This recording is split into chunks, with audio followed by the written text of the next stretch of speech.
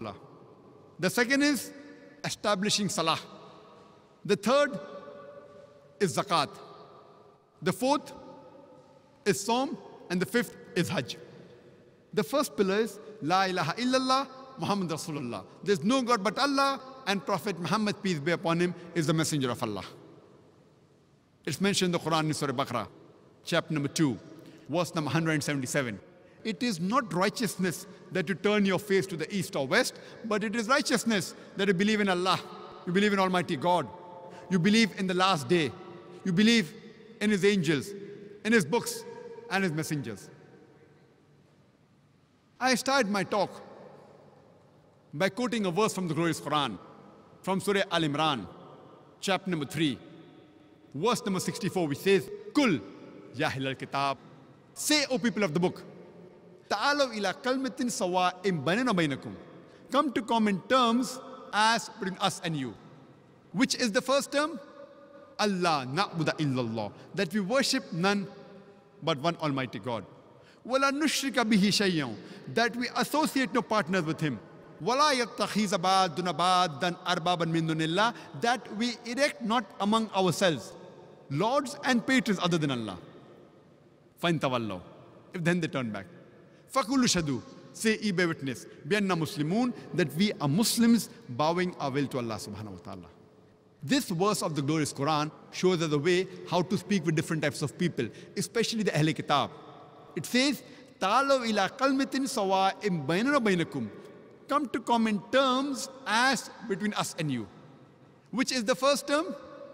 Allah na'budu illallah, that we worship none but one Almighty God. Wala nushrika bihi shay'an, that we associate no partners with Him. Wala yattakhiza ba'duna ba'dan arbaban min dunillah, that we erect not among ourselves lords and patrons other than Allah. We have to come to the common terms, to the similarities which are mentioned in the Bible and the Quran. It's clearly mentioned in the Quran, in Surah Ikhlas, chapter number 112, verse number 1 to 4. It says, Qul huwa Allahu ahad.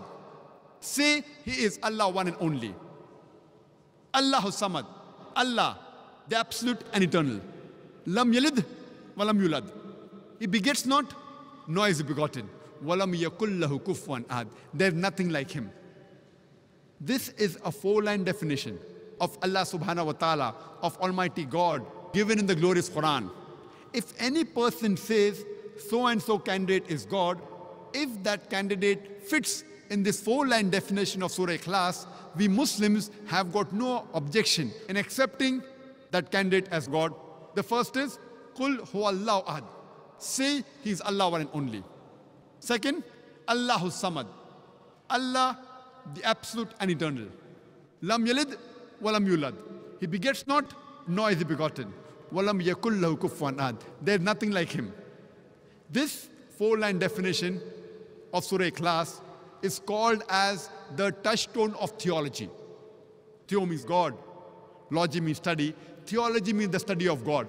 Surah Ikhlas is the touchstone of theology. Any person saying that so-and-so candidate is God, any person is worshipping any God, put that God to the test of Surah Ikhlas. If he passes this 4-line definition of Surah Ikhlas, we Muslims have got no objection in accepting that candidate as God. The similar message is given in the Bible. It's mentioned in the Bible in the book of Deuteronomy, chapter number 6, verse number 4. Moses, peace be upon him, says, Shama Israelo, Adna el-Haynu Adna Echad. It's a Hebrew quotation which means, Hear, O Israel, the Lord, our God, is one God. And when Jesus Christ, peace be upon him, was asked, which is the first of the commandments, he repeated verbatim what was mentioned by Moses, peace be upon him. It's mentioned in the Gospel of Mark, chapter number 12, verse number 29.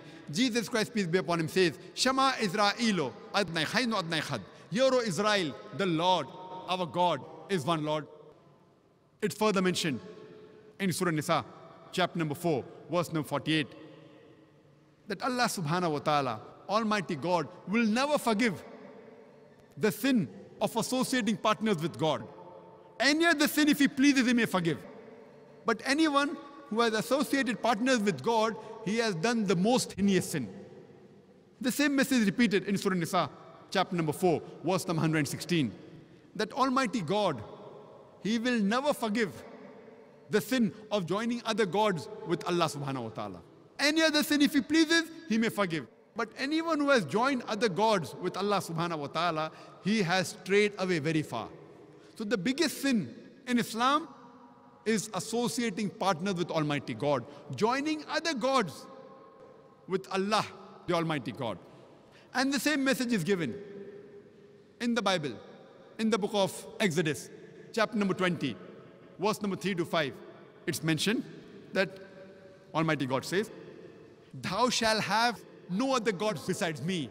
Thou shalt not make unto thee any graven image or any likeness of anything in the heavens above, in the earth beneath, and the water under the earth.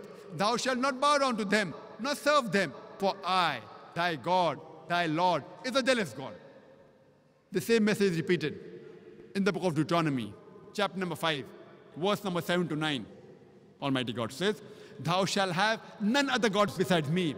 Thou shalt not make unto thee any graven image of anything or any likeness in the heavens above, in the earth beneath, or in the water beneath the earth. Thou shalt not bow down to them, nor serve them, for I, thy God, thy Lord, is a jealous God." It's clearly mentioned in the Quran, in Surah Ma'idah, chapter number 5, verse number 72. لَقَدْ كَفْرَ الَّذِينَ قَالُوا إِنَّ اللَّهَ هُوَ الْمَسِيحُ ابْنُ مَرْيَمَ. They are blaspheming, they are doing kufr, those who say that Allah is Jesus, the son of Mary. The Quran says they are blaspheming, they are doing kufr, those who say that God is Jesus, the son of Mary. وَقَالَ الْمَسِيحُ, but said Christ, "Ya Bani Israel, O children of Israel, U'budullah, worship Allah, Rabbi wa Rabbakum, who is my Lord and your Lord.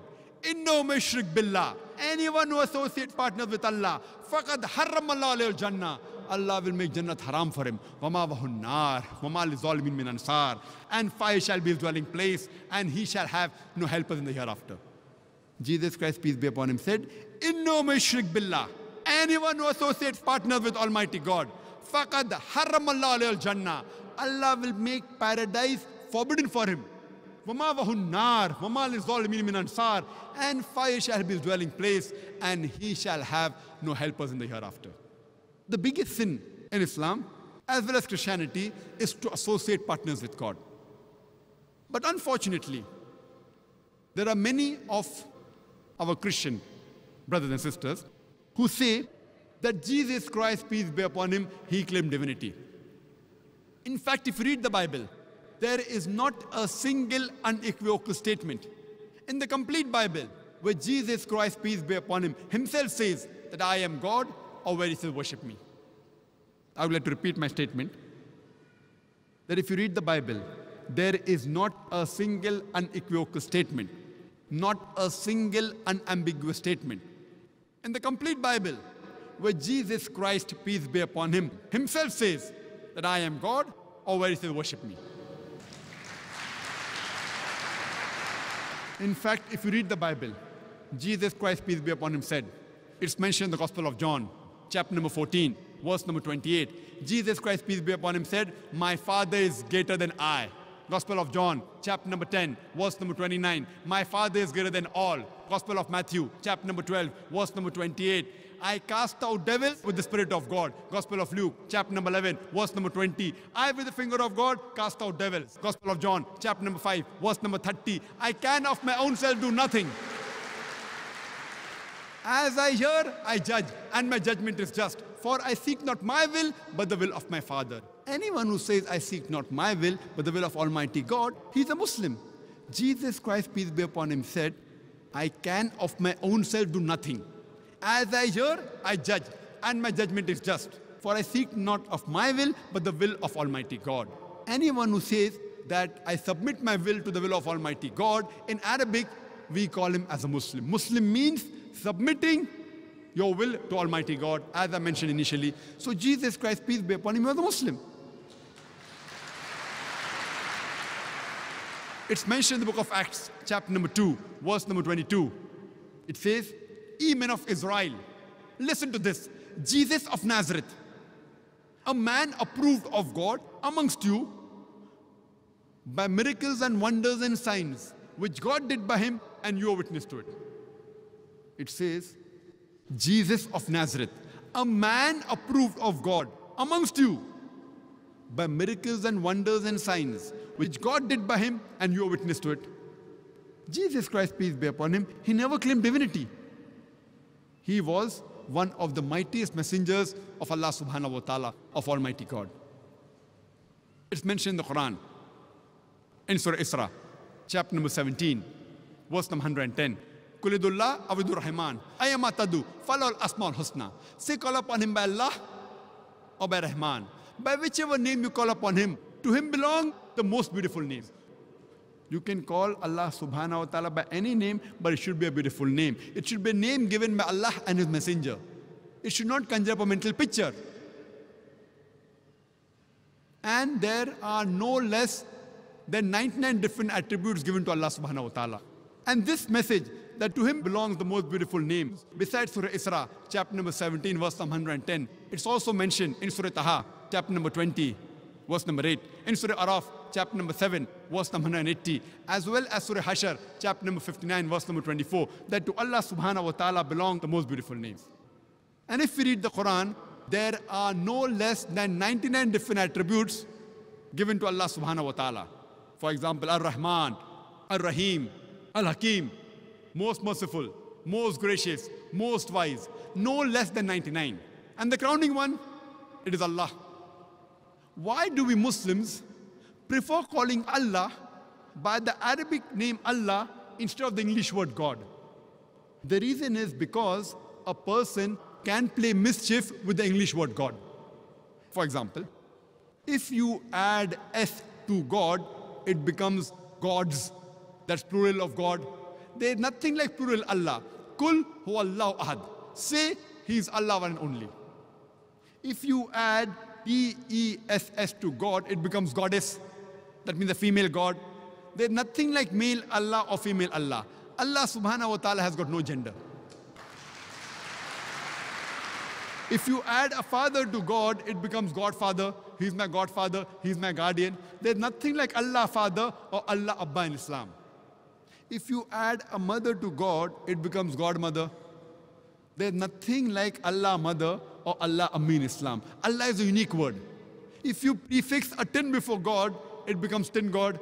There's nothing like tin Allah in Islam. That's the reason we Muslims, we prefer calling Allah by the Arabic word Allah instead of the English word God. And this word Allah